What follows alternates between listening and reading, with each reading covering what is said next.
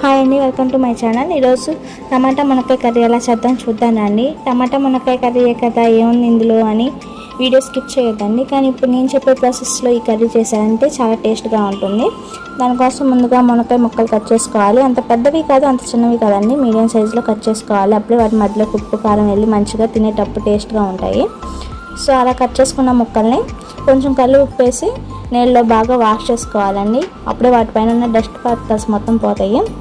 So అలా wash చేసి పెట్టుకున్న మునక్కాయ ముక్కల్లో అవి మునిగేంత వరకు వాటర్ పోసి కొంచెం సాల్ట్ వేసి ఉడికించుకోవాలి. ఈలోపు నేను 4 టమాటాలు, 2 ఉల్లిపాయలు, 2 పచ్చిమిర్చి కట్ చేసి పక్కన పెట్టేసుకున్నానండి. ఇప్పుడు స్టవ్ పైన ప్యాన్ పెట్టి అది హీట్ అయిన తర్వాత 3 table spoon oil, 1 table spoon తాలింపు గింజలు, మనం ముందుగా కట్ చేసి పెట్టుకున్న ఆనియన్స్, అలాగే పచ్చిమిర్చి, కొంచెం కరివేపాకు వేసి వేయించాలి. ఈలోపు ఉడకపెట్టిన మునక్కాయ ముక్కల్లో నుంచి వాటర్ వేరు చేసుకోవాలండి. ఆ వాటర్ పడేయొద్దండి, అవి మనం కర్రీలో వేసుకోవచ్చు. మునక్కాయ ముక్కలు చూసారా ఎంత బాగా ఉడికాయో. వేగిన ఉల్లిపాయల్లో టమాటా ముక్కలు యాడ్ చేసుకోవాలండి. ఇలా కానీ కర్రీ వండితే చాలా టేస్ట్గా ఉంటుందండి. మనం ఒక్కోసారి మునక్కాయ కర్రీ వండినప్పుడు ఆ మునక్కాయ సరిగ్గా ఉడక మధ్యలో చప్పగా ఏదో తినేటప్పుడు అంత టేస్ట్గా ఏమి అనిపించదు. సో ఈ ప్రాసెస్లో వండితే మునక్కాయ ముక్క బాగా ఉడికి మధ్యలో ఉప్పు కారం వెళ్ళి తినేటప్పుడు చాలా బాగుంటుందండి. టమాటాలు సగం ఉడికిన తర్వాత 1 టేబుల్ స్పూన్ కారం, 1 టేబుల్ స్పూన్ పసుపు, రుచికి సరిపడా ఉప్పు వేసి బాగా కలుపుకోవాలి.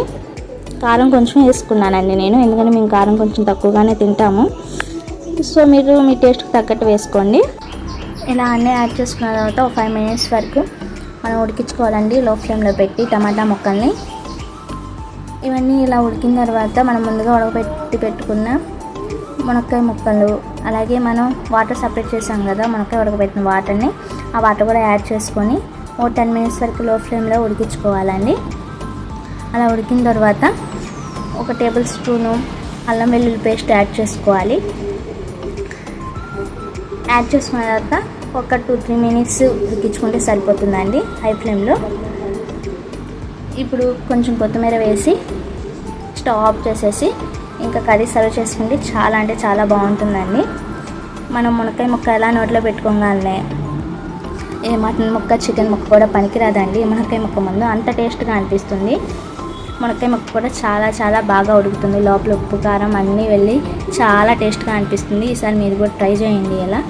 ఎలా వచ్చిందో కామెంట్ రూపంలో నాకు చెప్పండి. అలాగే నా ఛానల్ సబ్స్క్రైబ్ చేసుకొని మర్చిపోవద్దు.